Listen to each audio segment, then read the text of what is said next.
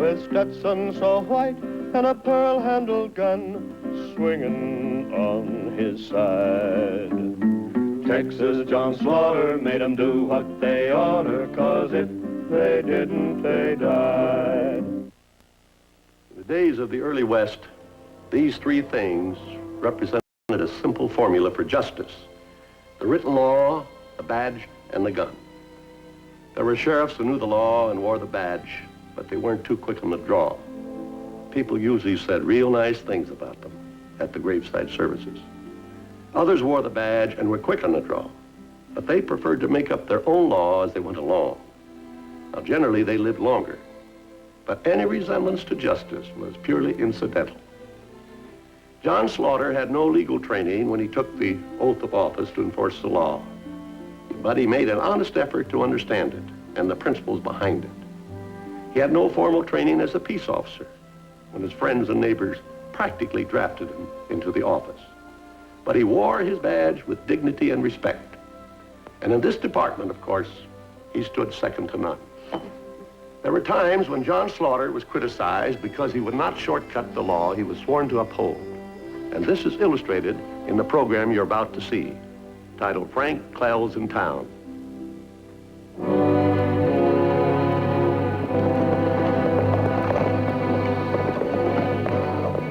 Thanks for your help, Mayor. That's all right, Frank. Glad I could help you. My best to your family.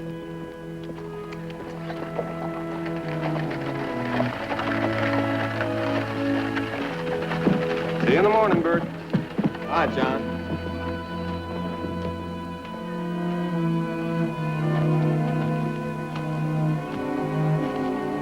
Good afternoon, John. Calling it a day? Yeah, might as well. Well, town seems quiet enough.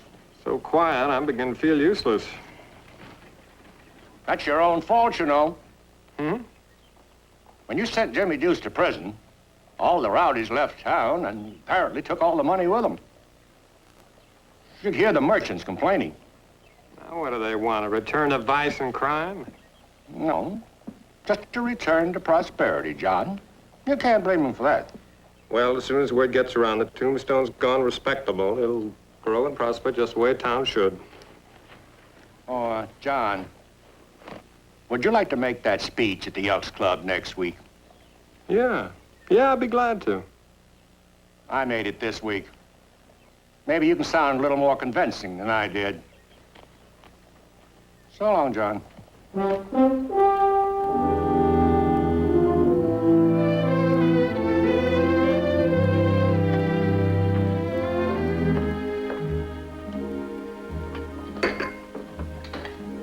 Viola, don't keep thinking about the ranch. I still got another year to serve. You're not really needed anymore. Couldn't you resign? Viola, do we have to keep going through it all the time? Willie? I said 3, not 4. It's my third. Why couldn't Bert take your place? Oh, I got to serve out my term. Why? Why? Well, it's like keeping your word. You just do it.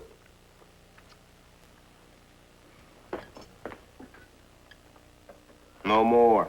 You heard your ma. Pa? Mm-hmm. It's after supper. You gonna read to us? Sure, Willie.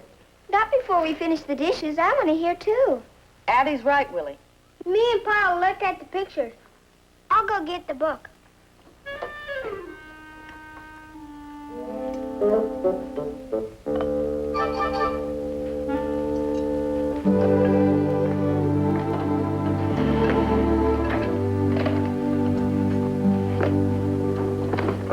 Look at that, Pa. Yeah, that's a tree house, Willie.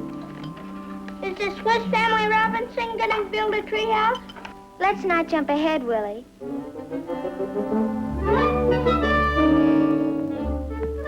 Pa? Mm-hmm. Is the Swiss Family Robinson ever gonna get off the island and go home?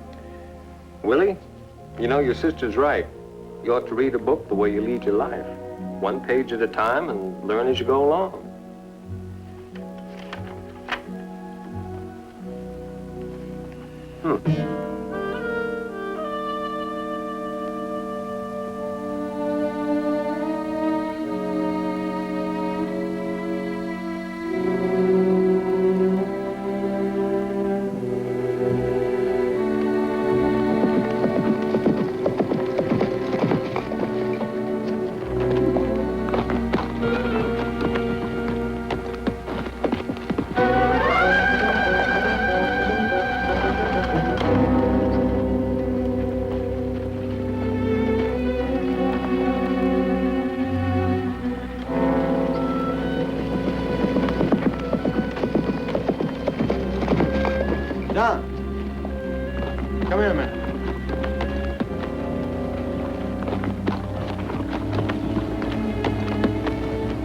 town.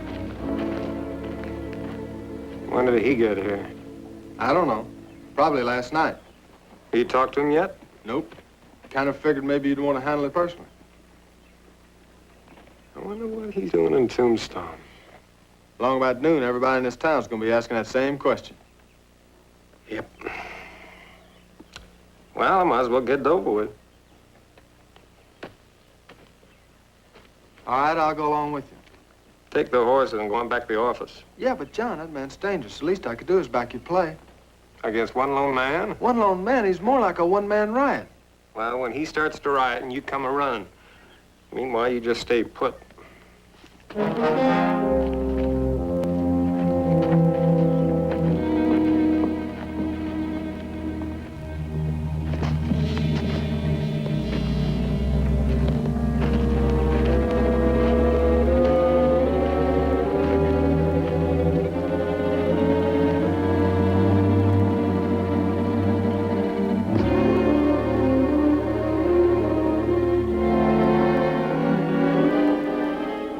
Morning, John.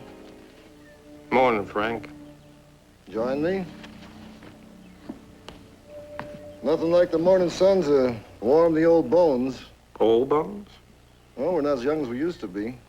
You haven't changed much since the old Texas days. Not on the surface, maybe, but down deep inside where it counts, I'm a wise old owl. Oh, yeah, sure. All of 35.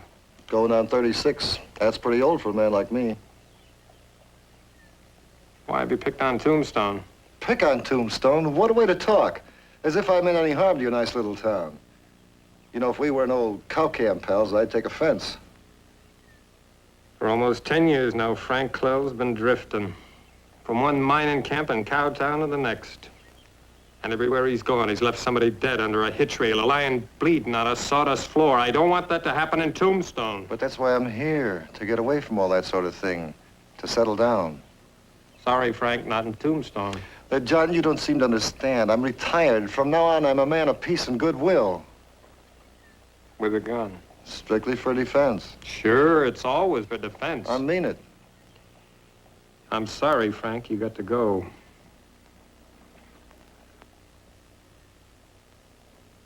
I'm not going. When I got to put you in jail. On what grounds? City ordinance forbids the carrying of firearms unless authorized.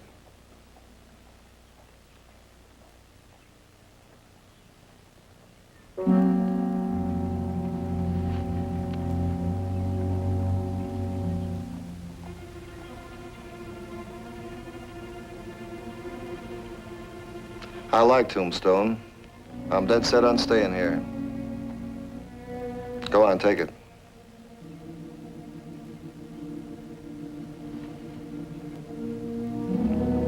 I stay then? It's free country. I've never yet jailed a man without cause. But don't you give me any. Now, what kind of trouble could I cause without a gun? I'm as helpless as a sitting duck, and entitled to all the protection the law can give me. Kindly bear that in mind. Don't you worry, Frank. I won't let you out of my sight. Thanks.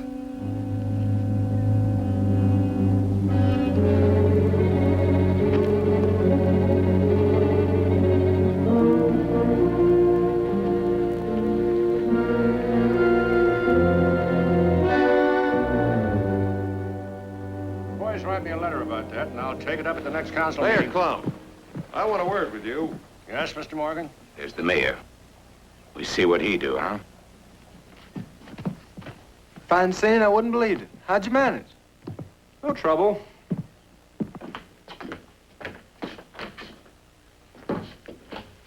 You letting him stay? Until he breaks the law, he's got as much right in Tombstone as you or I. Maybe. It's a funny thing, though. When I saw him sitting there this morning, the first thing I thought was, who did he come to Tombstone to kill? Yeah, funny thing. That's the first thing I thought about, too. Mayor? Gentlemen? John, these men have brought my attention to something very unpleasant and very disturbing. Frank Clell? Yes. Now, just what are you doing about him? Doing about him? Yes, exactly. You gonna let him just sit there, scare everybody out of his wit? He's unarmed. He isn't harming anybody. He is not the kind of citizen we want in Tombstone. He should be run out of town or put in jail. What, without cause?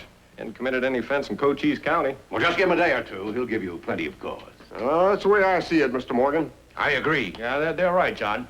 Now, we can avoid a lot of trouble if you act now. On whose authority, John? Yours? Isn't a question of authority. Well, there must be a dozen legal reasons. Vagrancy, loitering. All you really need is the courage to act.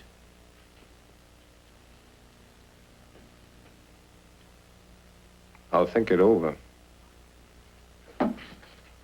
Mind that you do, Mr. Slaughter. Because if tragedy strikes Tombstone, you'll be responsible. Tony, ma'am? No, yes. Mayor, you've got to take care of this. Make him understand. It's a dangerous situation.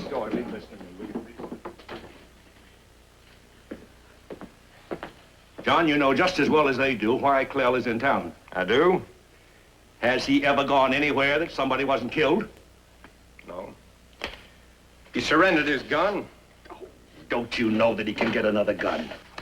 Look, Morgan told me it's my responsibility. I know it. I accept it. But I gotta handle this the only fair and legal way I can handle it. Easy, John, easy. I'm your friend, you know. No man can have too many. I'm sorry. All right. And just remember that whatever you decide to do or not do, I'll back you to the limit. Thanks, John.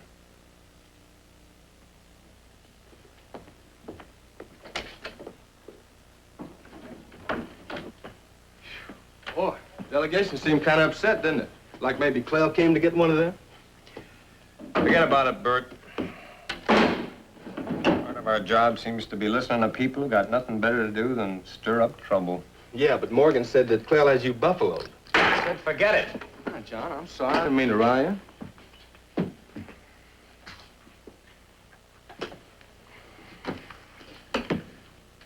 Maybe the thing about a man like Frank Clell is everywhere he goes, he breeds fear.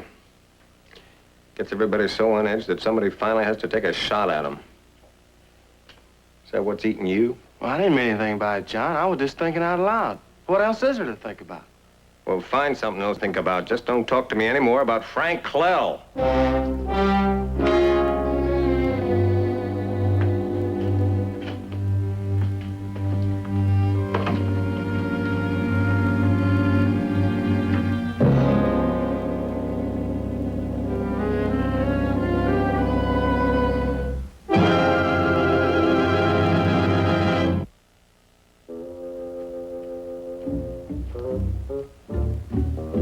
He don't look scary to me.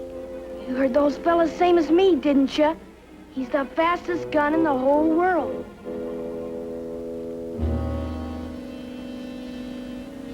He's not even wearing a gun. Bet she does. Bet she keeps it in his pocket. Maybe.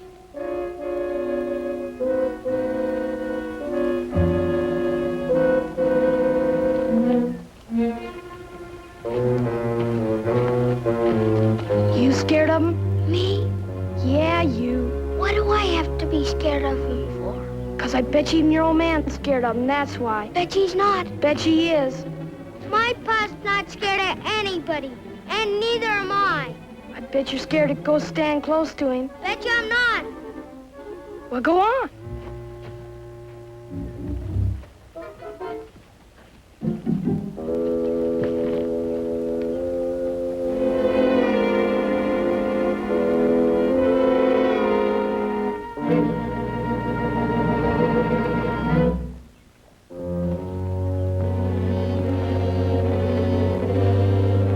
I guess I'd better go home.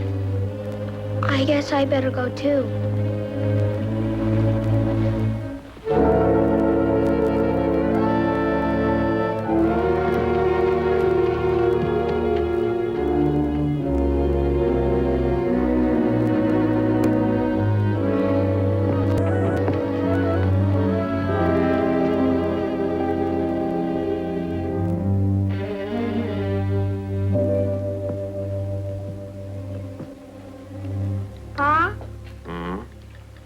I shoot it out with that gunman who come to town. What? Where'd you hear a thing like that? Are ya? Don't talk nonsense, Willie. Of course I'm not. Freddie says his pa says it's a cinch there's gonna be shooting unless you run him out of town. Is that true?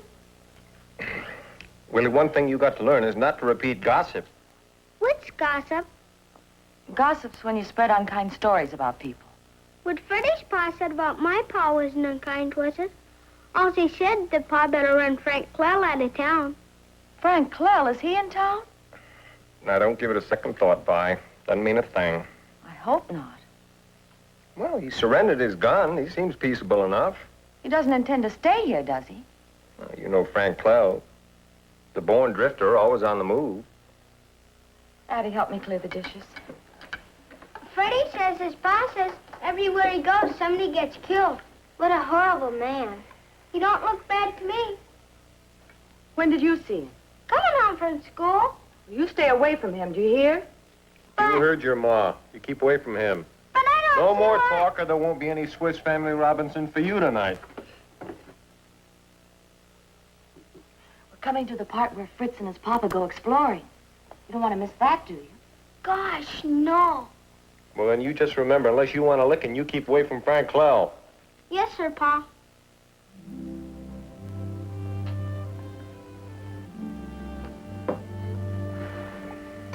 Okay.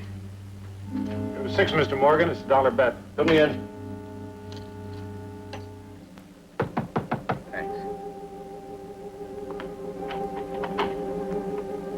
Come in.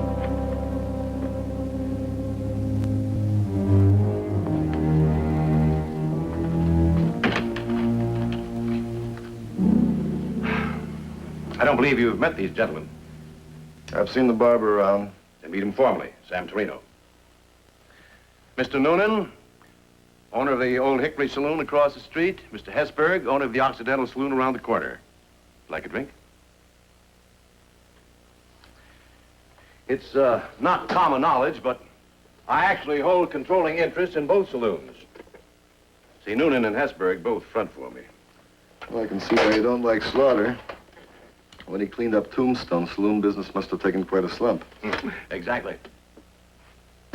The profit motive accounts for everybody but the barber. Oh, don't worry about Sam. You see, he let his razor slip a few years back, and he's still wanted by the Chicago police. So he does us favors from time to time, such as this one. I don't like it. I'd just as soon do it the way I always do. Right out there in the street and him knowing it's coming. I want to make sure it's Slaughter who shot, not you. You thinking he's better than me? Now, look, Frank, I'm not doubting you. It's only that his death has to look accidental. Otherwise, you'll have a lynch mob howling for your blood. Slaughter has to be a popular man, you know. All right, then. When do you want it done? Tomorrow, late afternoon. Slaughter gets his shave every afternoon about 4. Right, Sam? Now, let me see if I got it straight. Slaughter goes into the barber shop. I wait until the barber comes to the front door and shakes out his cloth. Then I go in. Not immediately. Give Sam a chance to get him lathered. About 3 minutes, I would say. Right? I don't want any abouts. Is it 3 minutes, barber, or isn't it? Better make it 4 minutes. 4 minutes it is. Then I go in. I ask for a haircut. The barber knows me and he refuses to serve me. We argue. He pulls a gun from the drawer and threatens me. I grapple with him. During the struggle, Slaughter gets shot. Accidentally shot. And killed. And that's it. That's it. It's as simple as that.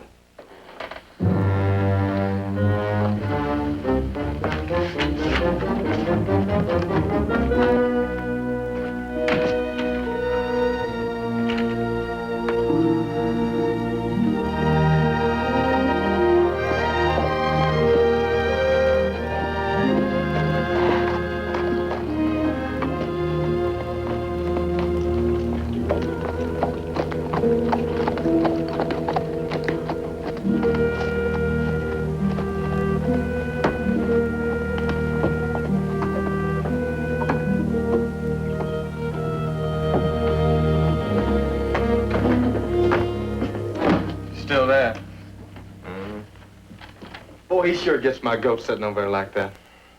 He'd get my goat if he weren't sitting over there like that. At least I know what he's up to. He's not the only stranger in town, you know. There's at least a dozen new faces hanging around the Old Hickory and the Occidental. What kind of new faces? The hoodlum kind. Something's up, John. First Clell and his bunch of toughs. Thank you, Bert. Thank you very much. For what? For giving me a reason for getting rid of Clell. Here, have a cigar. Hey, what about those other hard cases? Well, once I run Clell out of town, the rest of them will follow right along behind him.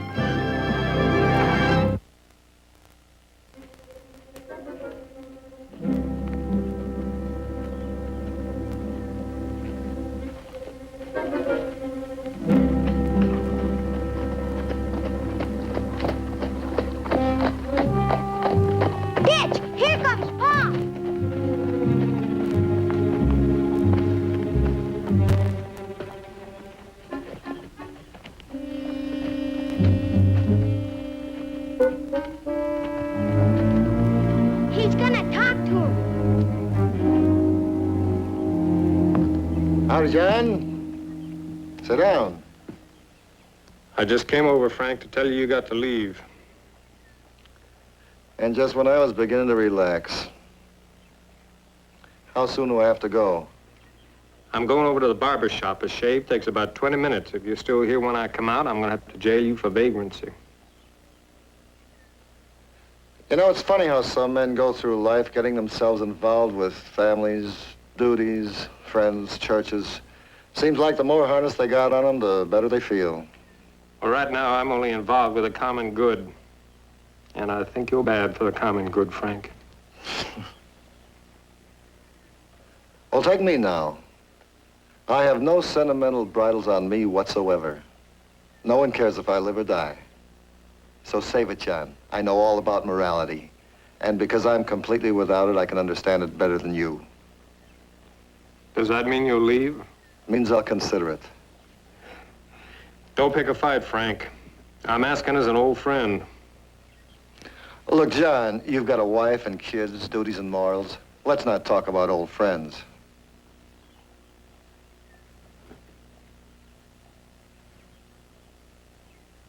"20 minutes, Frank."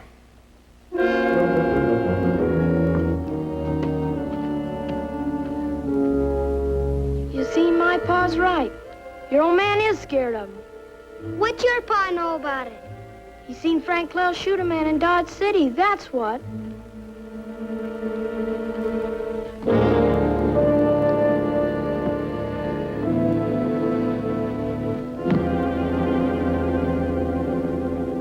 Sam?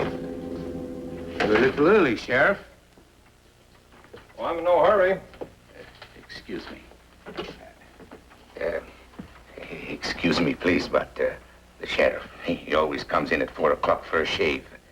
You mind he goes in front of you, mister? Sam, I said I was in no hurry. Neither am I. Go ahead. I tell you what, we flip, huh? Call. Heads. Too bad, you lose. You next, Sheriff.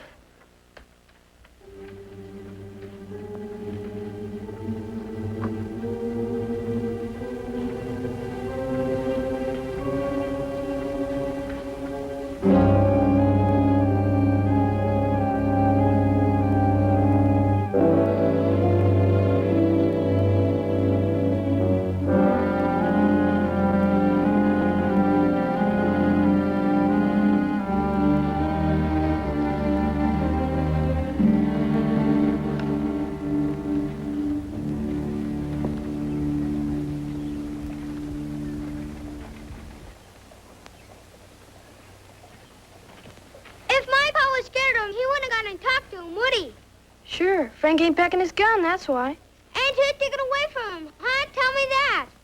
Your pa didn't take Frank's gun. Frank give it. He gave it to him because he was scared. That's why. Frank Clell ain't scared of nobody. Leastwise, your pa. Who'd your pa ever shoot, huh? Tell me that. He shot lots of guys. Yeah? Name one. Billy Soto, that's who. Yeah, that's what he told you. You call my pa a liar? I double dare ya.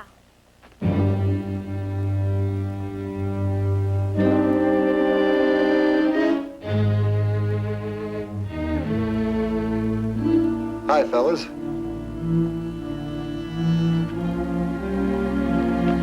Hi. What's the trouble? Oh, he thinks he's some just because his pa's sheriff, that's what. Oh, you're Slaughter's boy, huh? Yes, sir. You do favor your pa. What's your name? Willie, sir. Mine's Frank. I know. Don't you want to be friends? No, sir. I do. My name's Freddie. My pa says you're a faster gun than Willie's pa. Is that so? Well, that's a horseback opinion, son. It'll do until the better one comes along. Huh? Hasn't your pa ever told you it's impolite to ask questions? You'd know better than that, wouldn't you, Willie? Yes, sir. Would you write your name in my slate? What for? So it'll prove to all the other fellows that I know you.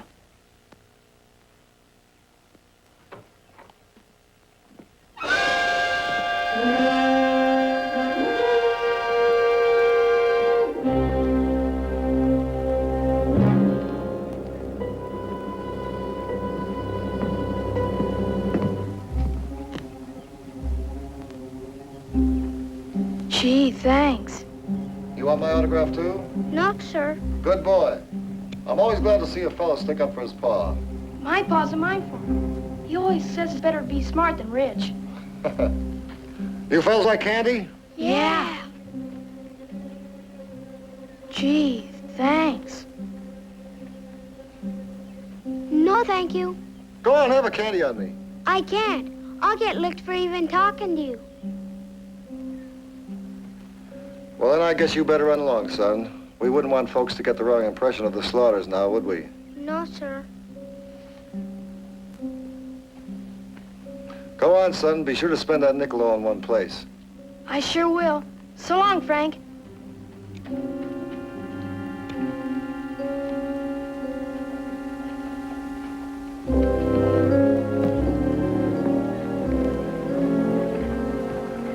That was sure dumb of you not to take the nickel. We could have had twice as much candy. Are you coming or not? I gotta see Pa about something. Oh, come on. I'll give you some of my candy. You go on. I'll catch up. I'll be in the general store.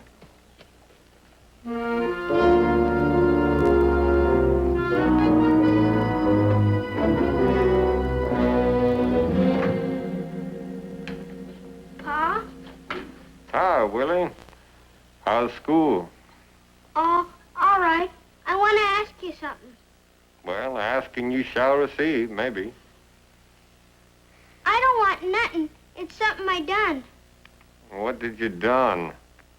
I talked to Frank Clell. I didn't mean to.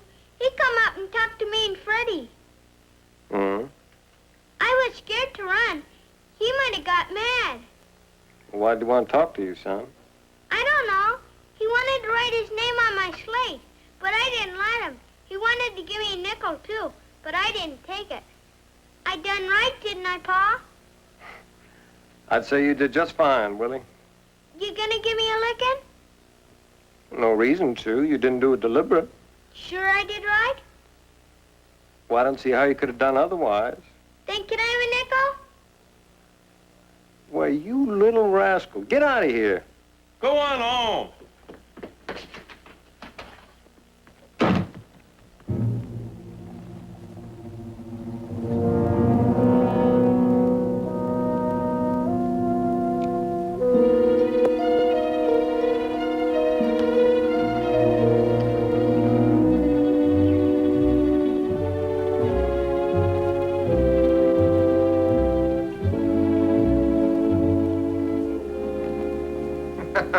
That little scoundrel, buttering up his old man for some spending money. You know how it is, Sheriff.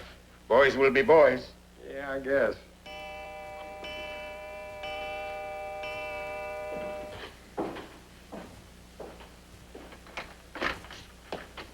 Afternoon, Sam. How soon can you take me for a haircut? For you, Frank Clell, I have no time for haircuts. Never. I beg your pardon? You get nothing from me, nothing. I thought I told you to be out of town, Frank. Any objections to my looking presentable when I go? You I will not touch with the 10-foot scissors. Now get out of my shop, please. All I wanted from you, Barber, was a haircut. Now I also want an apology. Out of my shop before I kill you!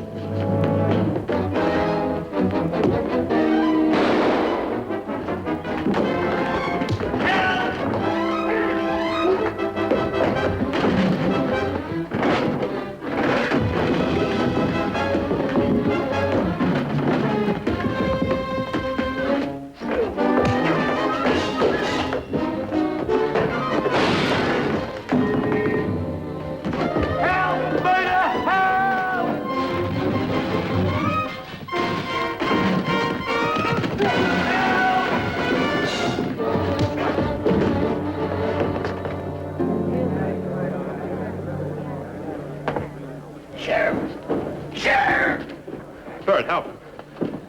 You, get a doctor.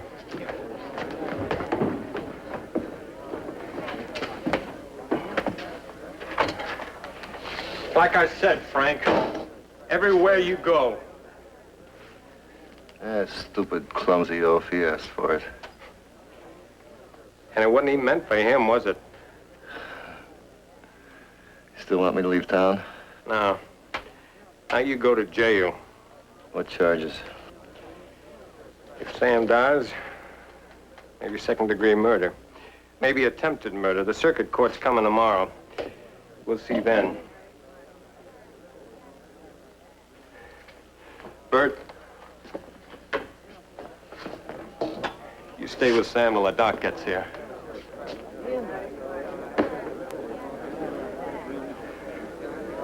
All right, let's go.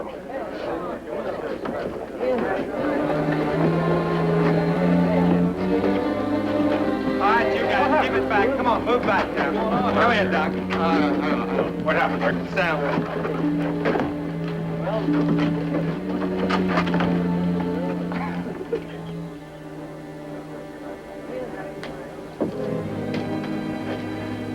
Now what? Same thing. But next time, for sure. How? I don't know yet. You better know pretty soon. We moved some rough boys in here. They're not going to like us a little bit if they have to move out again. Who's asking them to leave? In fact, it occurs to me how we may put them to some very good use.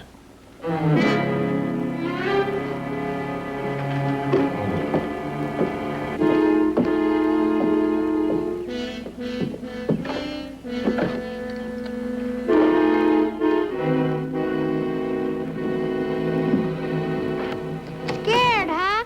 What do you say now? Have another chew, Will? Don't mind if I do.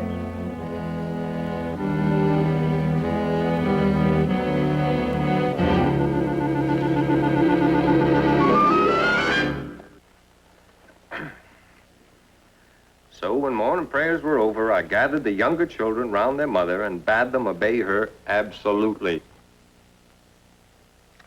I told them all to keep their guns loaded and to stay near the boat in case they should be forced to flee the island. Then off we went, not without a good many tears.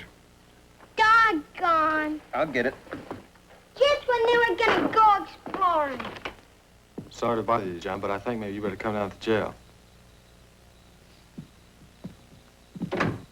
What's going on? Well, there's Lynn's talk about Clell. I just got a tip on it. How's Sam? He's still holding on. Boy, if he dies, there'll be a lynching for sure. Sam had a lot of friends. Well, I wouldn't call them exactly friends. He knew a lot of people, but they're not the kind of get involved in a lynching. All right, I just thought I'd tell you about it if you don't believe me. I didn't say that. You wait here.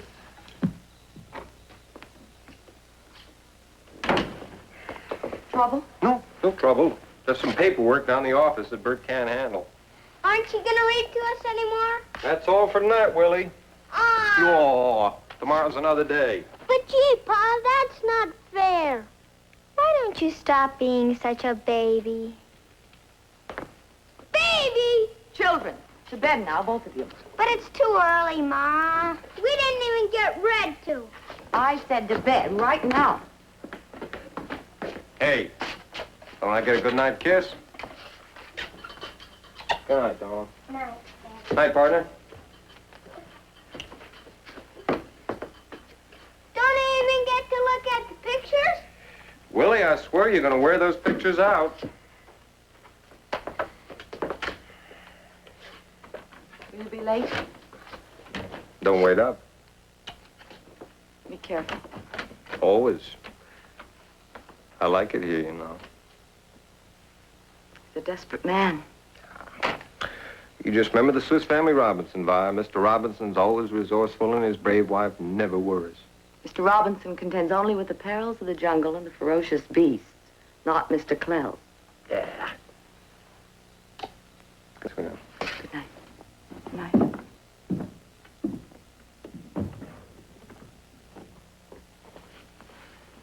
Albert went and got him, but he stopped off at Sam's. Do you think Sam will talk? Doc tells me poor Sam won't survive the night. You just make sure the slaughter doesn't eat her. Getting him is more important than lynching Clell. I know. I just hope our help doesn't let us down. You offer them $100 bonuses for success? Yes, like you told me. Well, then don't worry. They're as dependable as money can buy. While they get Clell, you get Slaughter.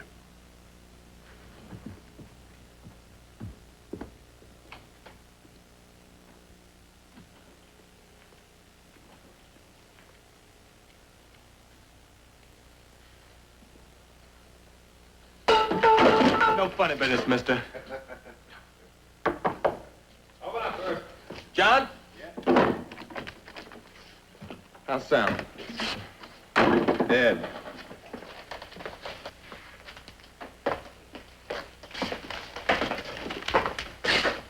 And I was right all along. About what? I'm the man you came to kill. Well, you're gonna have to prove that, and with Sam dead, it's not gonna be easy. I've seen a lot of hard cases in my time, but... Frank, what'd the world ever do to you to make you hate so much? I don't hate anybody. And you don't love anybody. What's wrong with you? Don't you feel anything? No, I don't feel anything, except sometimes a little tired. Like maybe I'd just as soon lie down and die. Trouble is, nobody's fat enough to oblige me. I was really hoping that you might see your way clear to trying it yourself. Get your hat and coat. Bert, get him out of there. Put the cuffs on him.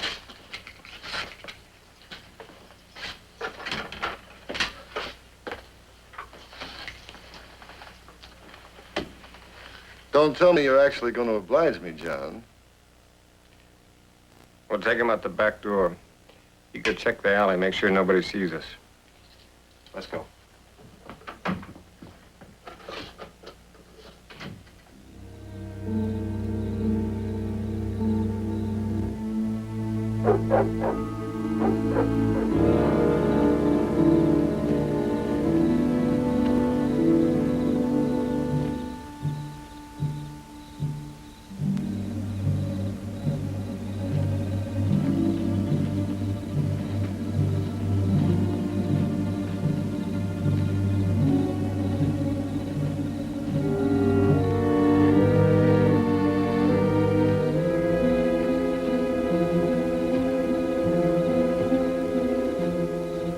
Put some men around the back?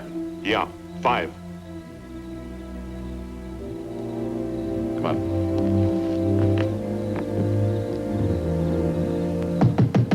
Open up! We want Clell! We're gonna string him up! Slaughter! Send Clell out or we're coming in. We want Clell! Open up or we'll bust the door. Use your head, Slaughter. He ain't worth it. All right, let's go in. Bring the ram. You still think they come to free you? What else? Risk their skins for you? Go on. You know too much. They want you dead. We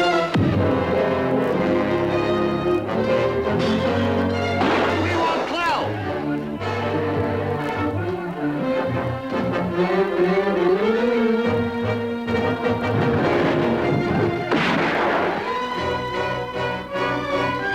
Put on your guns. You're under arrest.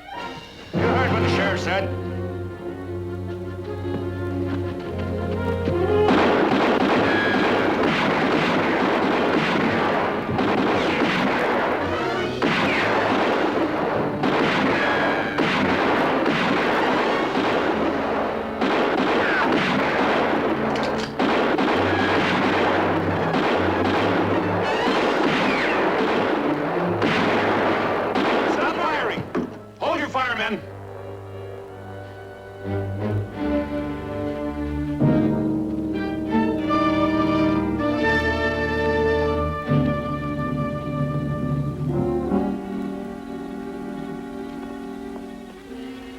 Sounds like it's all over.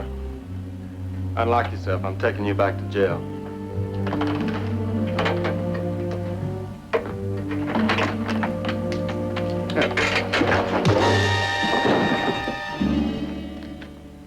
Take him inside and lock him up.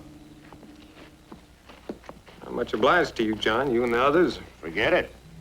I don't want a lynching on my record any more than you do. Hey, where's Morgan? I don't know.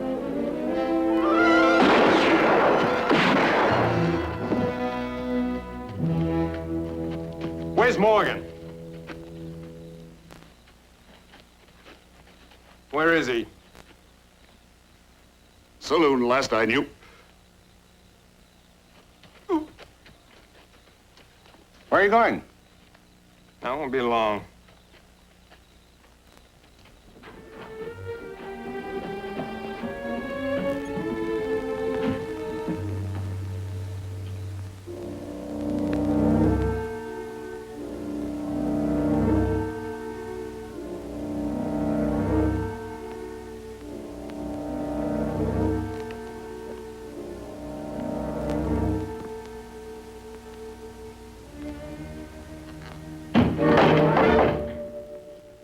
Stand up, get your hands over your head.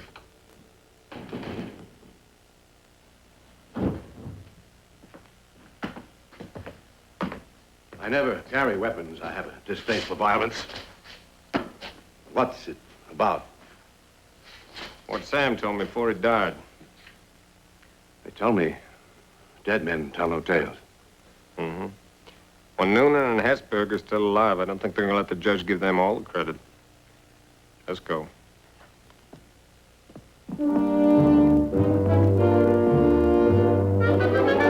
Don't move, John. I got a rifle on you.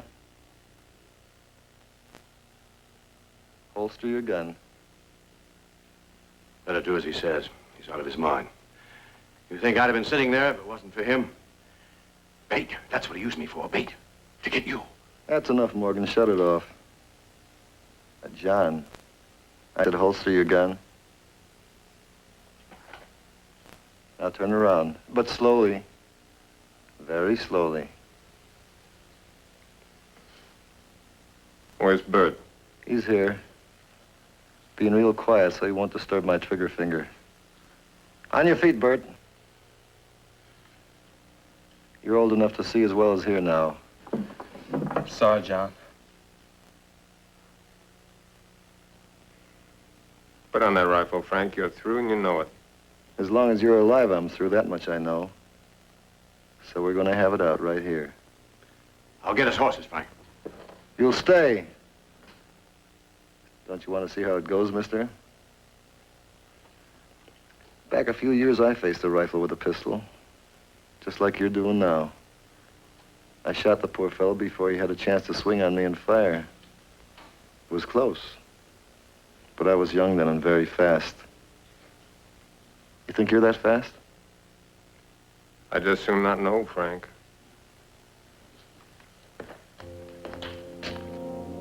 Now, don't tell me you're going to disappoint me. I'm asking you, Frank. Don't push me to it. Morgan, count to 3. 1, 2.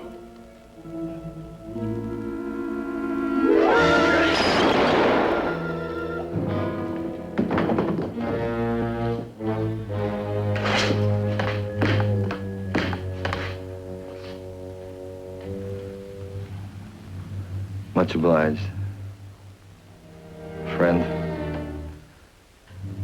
Much.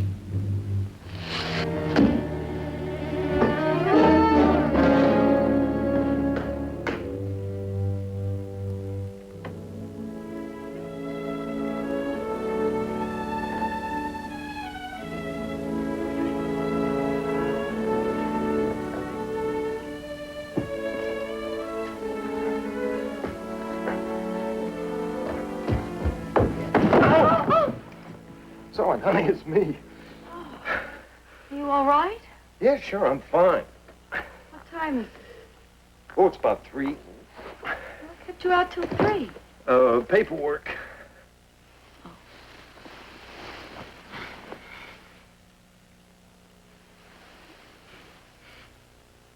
Have you been drinking? No, I haven't been drinking. You sure smell like it. Huh? Oh, Bert spilled whiskey on me. I see.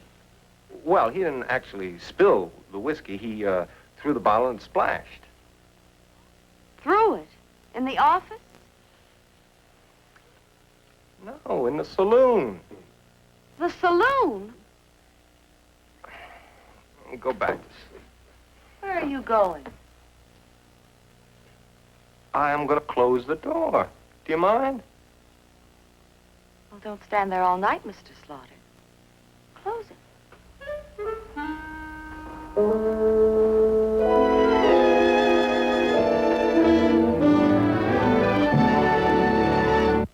In Texas, a ranger he had to become, and outlaws he defied. For Texas, John Slaughter made 'em do what they oughter, 'cause if they didn't, they died. His turned-up white Stetson and pearl